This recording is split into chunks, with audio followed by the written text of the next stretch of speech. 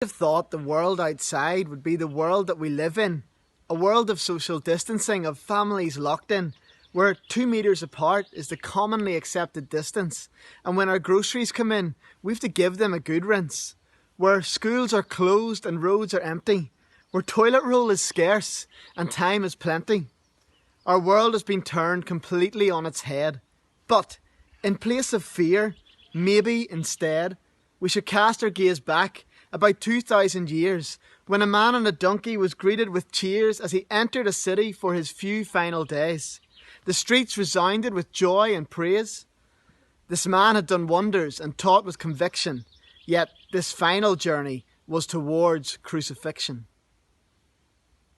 He ate with his friends, broke bread and drank wine, yet when the time came, he was betrayed with a sign. A kiss on the cheek from one of his crew gave him into the hands of those who wanted to do terrible things and see him gone. Those who thought all his works were one great con. And so, before the court and hidden away from day, Jesus said to them all, "I am who you say." He was hauled before the same crowd as before, only this time curses, not praise, was the score. "Crucify him! Crucify him!"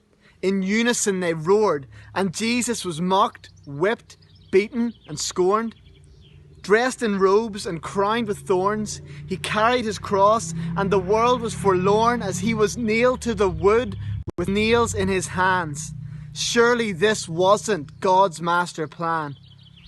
But for 3 hours he hung there, blood flowing down his side, until the sky went dark and "It is finished," he cried. The whole earth shook and the curtain tore, and this great man Jesus was with us no more. But hope stirs, even in the darkest of night. When darkness thinks it's won, there is always light. Light drives out darkness, light casts out fear. Light brings us hope, light brings us cheer. And on the third morning, at the first sign of light, those visiting the tomb were greeted with the glorious sight of an empty grave and a stone rolled away. An angel who spoke words they longed for him to say, "He is risen! He is not here!" What joyous words for them to hear that first Easter Sunday, that promise of life, that promise of an end to pain and weeping and suffering and strife, which has continued to echo down throughout the ages, to men, women, children of various stages. And it still stands as firm, it still stands as true, that Jesus died and rose simply for you. So, maybe this Easter, when the world has slowed down, you'll have time to reflect as you look around, as you look at creation and hear the birds sing. Will you ask the question, who is truly king? You see, death could not hold him. He conquered the grave.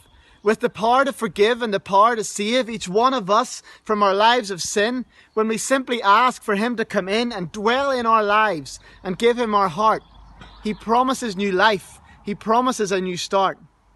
His promises are countless and his mercies are new. His gifts are for the many and not just the few. He promises to protect, to be our refuge and strength. No distance is too far. He'll go to any length. He promises us life and life overflowing. He straightens our paths as we continue growing. He is for us, not against us, in the midst of all sorrow. He is here, he is now, and bright hope for tomorrow. Even in a crisis, he is in control. You can trust him with your life, your heart, your mind, and your soul. He is waiting for you. Just stretch out your hand and surrender your life to his perfect plan.